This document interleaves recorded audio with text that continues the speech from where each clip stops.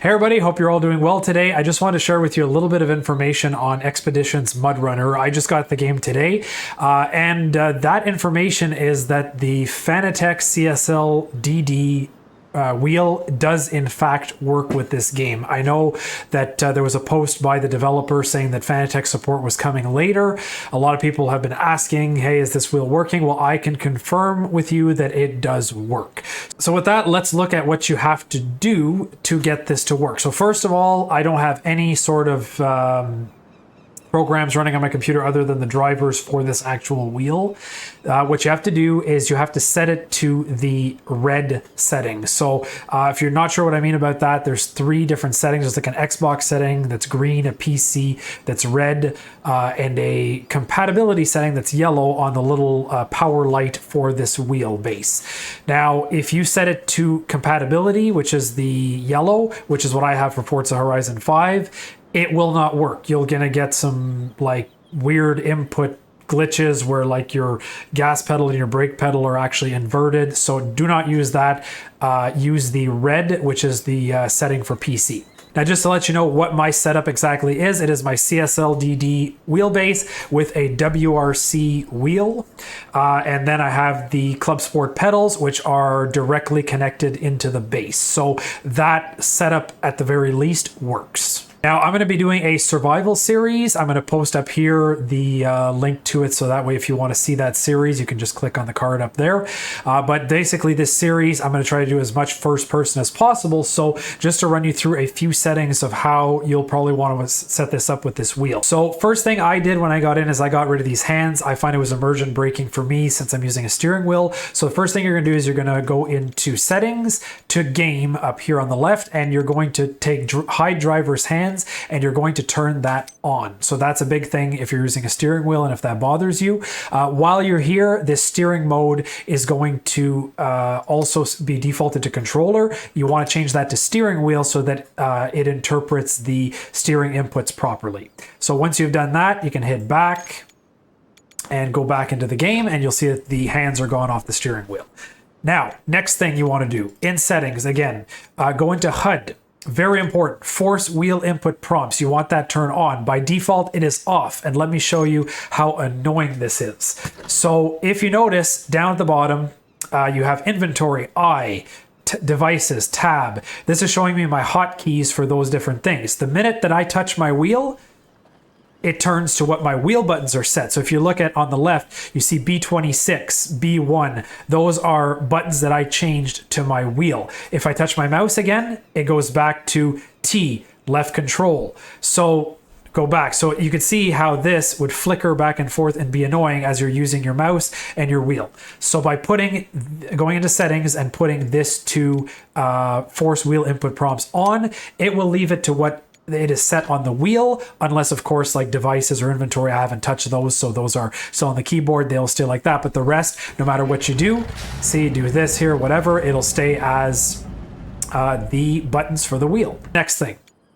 controls you don't have to touch, controller you don't have to touch, wheel, this is where the important stuff is. So steering wheel type, you're going to put that to direct input.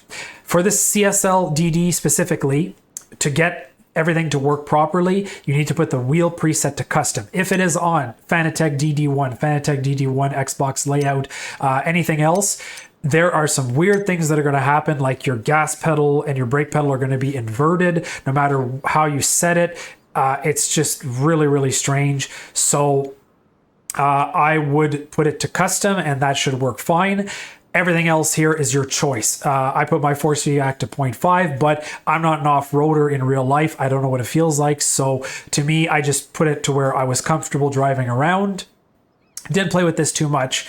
Down here though, I did change the steering wheel axis so that you will just put to the axis. So you'll click that, just move your steering wheel left and right, it'll set it. Throttle pedal, same thing. Click it, press on the gas, click it, press on the brake. Clutch pedal.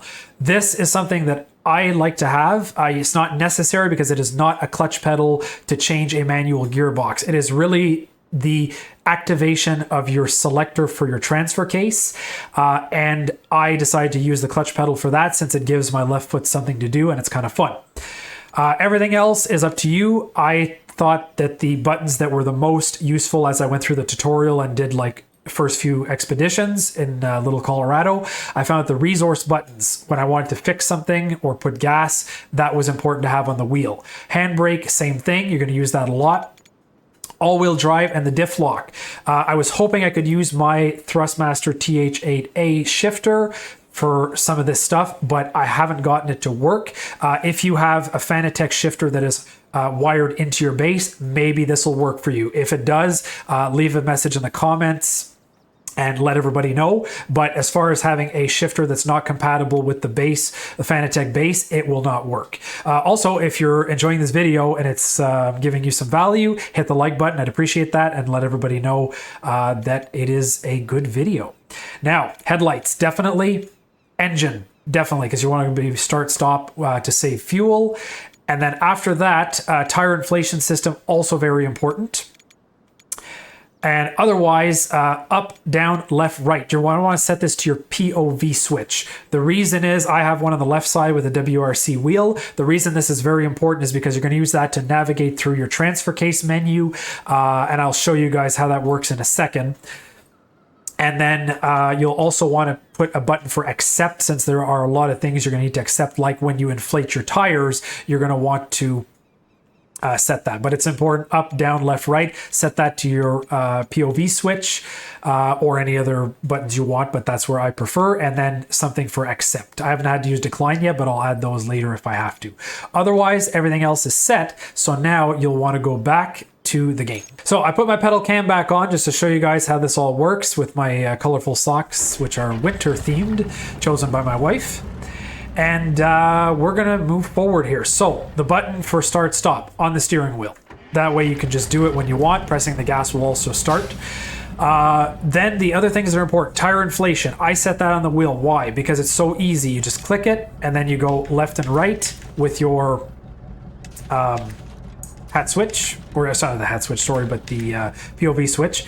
And then you will click on confirm when you're, so let's say I want reduced pressure. I click confirm.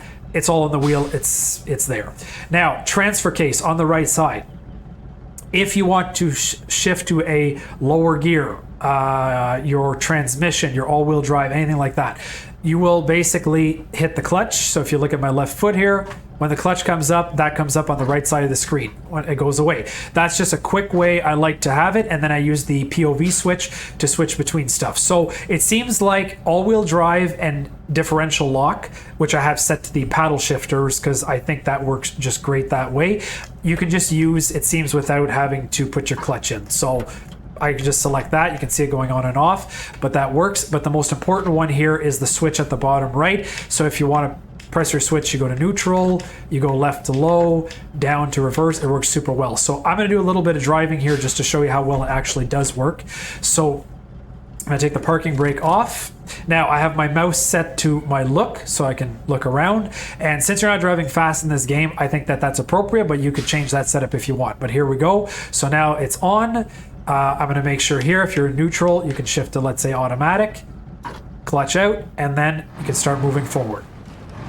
Press the gas, steering wheel moves nicely, works really, really well, as you can see here. Go. And then if you want to turn on the all-wheel drive, hit the paddle shifter, it's on. Now, if I want to stop here, hit the brakes, you can hear the brakes activating. Now, the one thing that I find annoying, it goes to auto reverse. Okay, this is not something you can change in the game, so just be aware if you're driving in auto, which is the normal setting, you will hit the brake, and then if you hold that brake, it will go straight to reverse. So the only way to get around that I've found is to put it into low. So shift it to low, and then that will stop the brake from putting in auto reverse. The problem is that the vehicle performs differently in auto than it does in low. So just be aware if you're going down a big cliff or something, or going up a cliff and you want to stop, put it in low. That way you're not going to get this auto reverse coming on. But I can honestly say the wheel works really, really well. The only thing I've noticed is that if you are going into the game for the first time, into the, so like you hop into, not into the main menu, but actually hopping into the truck to play, it will jerk the wheel. Same thing if you go off your screen, like I'm using OBS to record. If I go off to OBS and I come back to the game, it will jerk my wheel. So just be careful, because it does do it, especially if you have the upgraded torque on your wheel.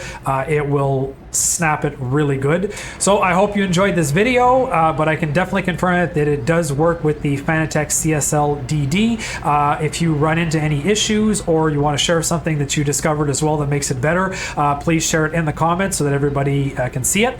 And if you did enjoy this video, please subscribe to the channel. I'm going to be doing a sort of a survival expedition. This is my first time trying any Mudrunner SnowRunner game, so it is like a total beginner playthrough, but that's going to be done like with the hardest thing possible, no exploits, playing it properly. So I'm really looking forward to that. So hopefully you guys will join me for that. I will put a card up here if you want to see for the playthrough that's going. So again, I hope this video helped you out. Thank you very much for watching, and I'll see you next time.